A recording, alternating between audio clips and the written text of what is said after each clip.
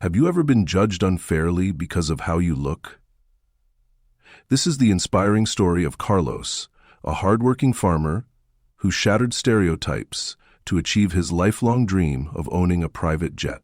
When Carlos arrived at the airport to buy a jet, he was met with prejudice and mockery because of his simple appearance. The employees and customers dismissed him, assuming he couldn't possibly afford such a luxury. But Carlos didn't let their judgment stop him. Despite the humiliation, he stood his ground, determined to prove his worth. What unfolds is a remarkable tale of resilience and courage. Carlos not only defends his dignity, but also teaches those who doubted him a powerful lesson about respect and perseverance. Stay with us until the end to witness how Carlos turned this adversity into a moment of triumph and discover the valuable moral of his journey. Carlos was a farmer known for his tireless dedication and strong work ethic. Despite living a modest life, he always carried a big dream in his heart, owning a private jet. For years, Carlos worked relentlessly, saving every penny to turn his dream into reality. While most people doubted his ambition, Carlos remained steadfast, determined to make it happen. One bright morning, his dream finally seemed within reach.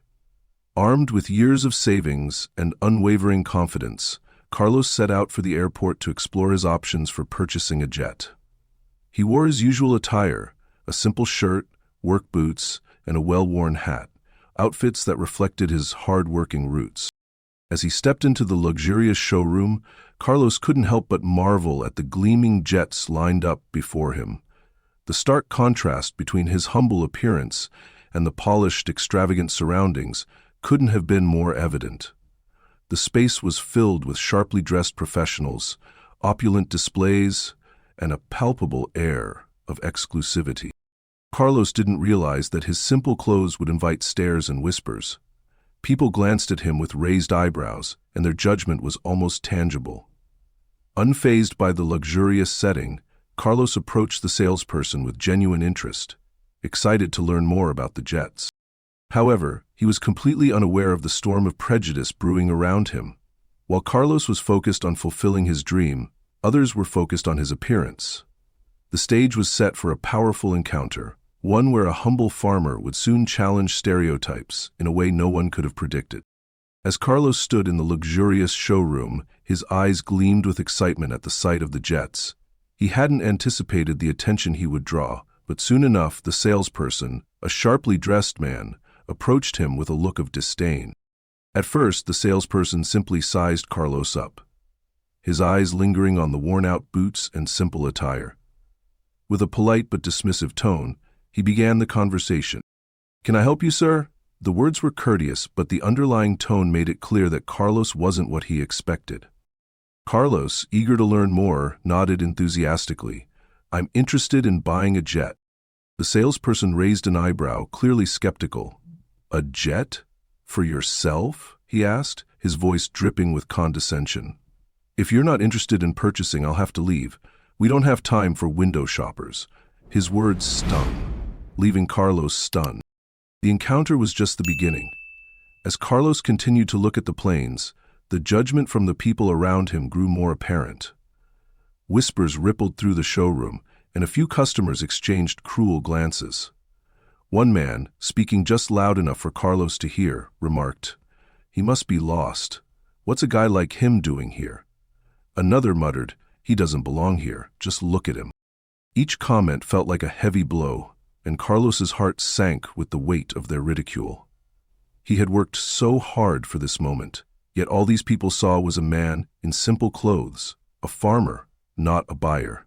He had spent years saving every penny, enduring long hours of labor to reach this point, but none of that seemed to matter in the eyes of those who looked at him with disdain.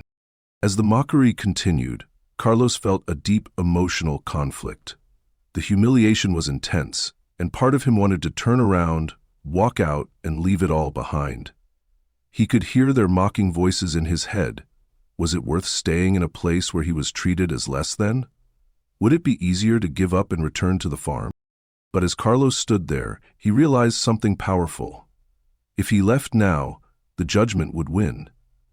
If he walked away, the mockery would be justified. No, he couldn't back down. This was his dream, and he wasn't going to let anyone take that from him.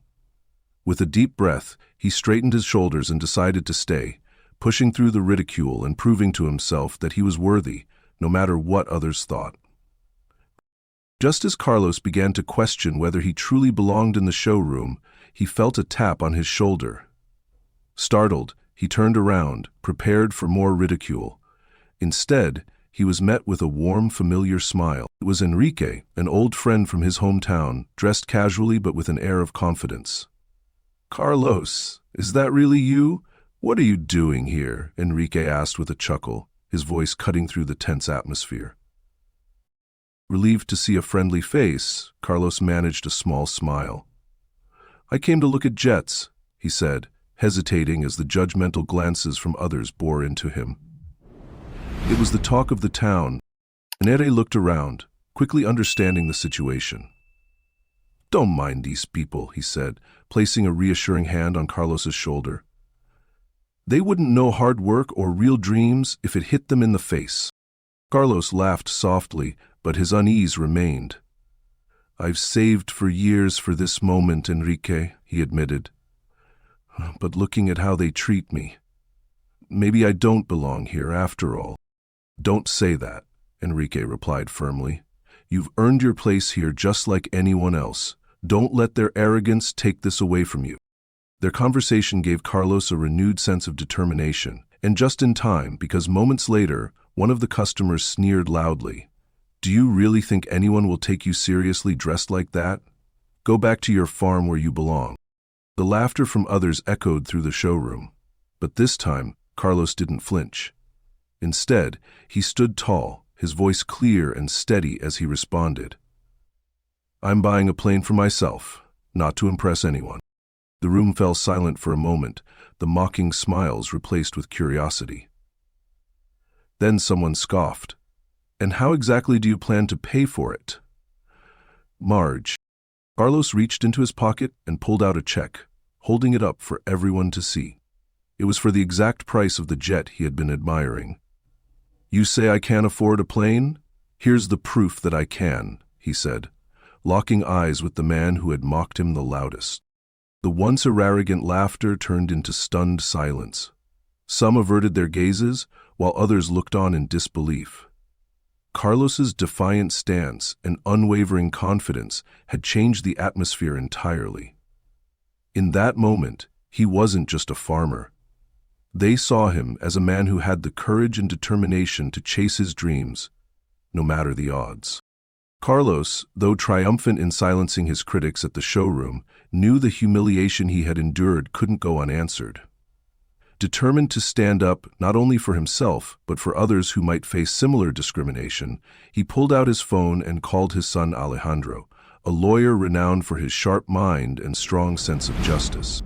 "Alejandro," Carlos said, his voice steady but tinged with anger, "I need your help. They humiliated me here just because I'm a farmer. I won't let them get away with this." "Say no more, Dad," Alejandro replied. "I'll be there shortly." Less than an hour later, the airport doors swung open and in walked Alejandro. Dressed in a tailored suit and carrying an air of authority, he immediately commanded attention. The employees and customers who had mocked Carlos now looked on nervously, realizing they had underestimated not just the farmer, but his entire family. The case was soon brought to court. Carlos, guided by Alejandro and a team of skilled lawyers, was determined to prove the discrimination he faced. The courtroom buzzed with tension as both sides presented their arguments. Alejandro began with a powerful opening statement. "My father is a hard-working man who has saved for years to achieve his dream. He was judged and humiliated solely based on his appearance. This case is about more than one man. It's about holding people accountable for their actions." And then it haunts. Deep and unspoken. Carlos took the stand, recounting his experience. His voice cracked at times as he described the mocking remarks and condescending treatment. "I've worked every day of my life to provide for my family," he said. "I came here to fulfill a dream, but instead I was treated like I didn't belong." The company's lawyers tried to defend their actions, claiming the incident was a misunderstanding. But the tide turned when Patricia, a staff member from the showroom, came forward as a surprise witness. "I couldn't stay silent after what I saw," Patricia said, her voice firm. "The mocking, the sneers, it was all deliberate, and I recorded everything." The courtroom fell silent as Patricia connected her phone to the audio system. The recordings played, capturing the cruel remarks and dismissive tone of the employees.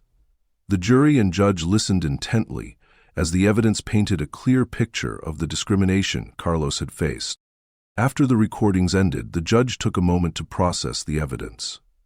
"This case is deeply troubling," he began, adjusting his glasses.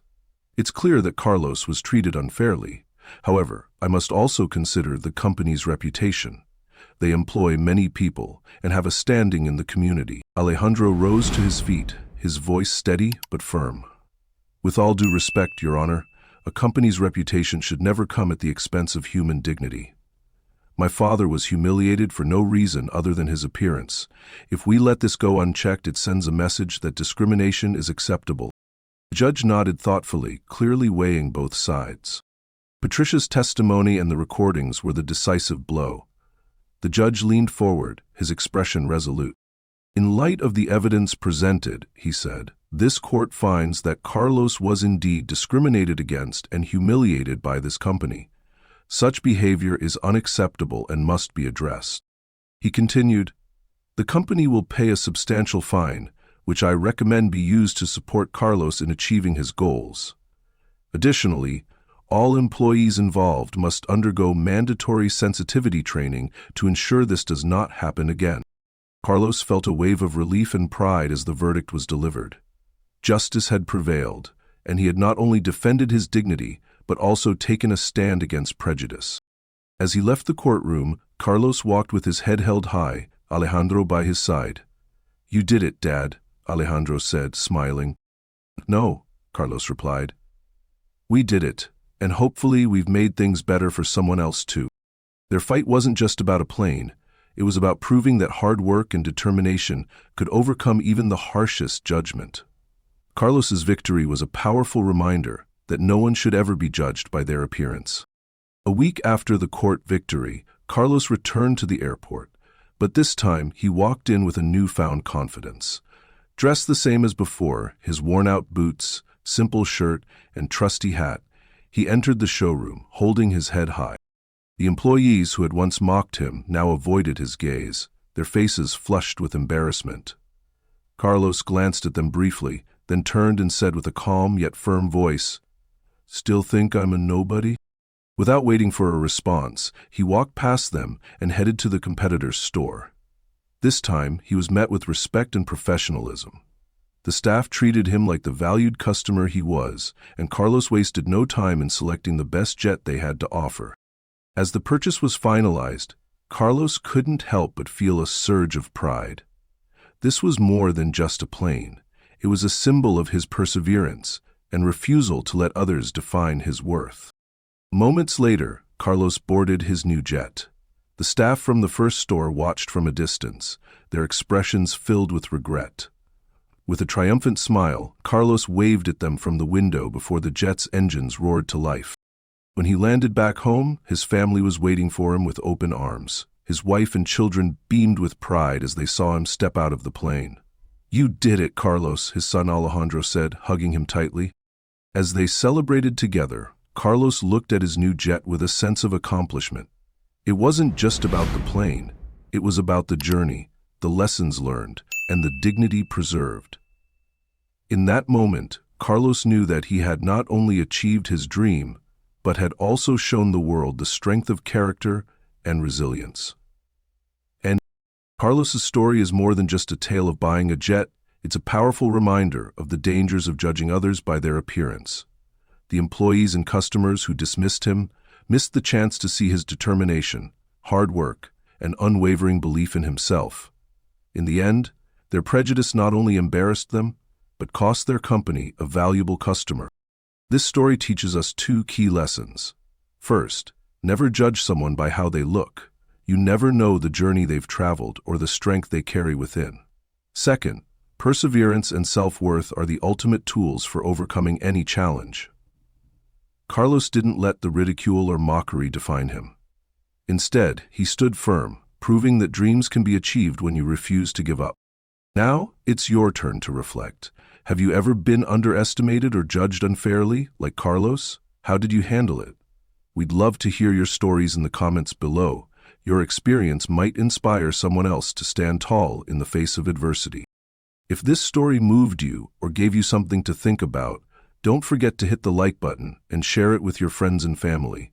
And if you enjoy real-life stories like this one, make sure to subscribe to our channel for more inspiring content. Thank you for watching, and remember, no dream is too big and no one is too small to achieve greatness. See you in the next story.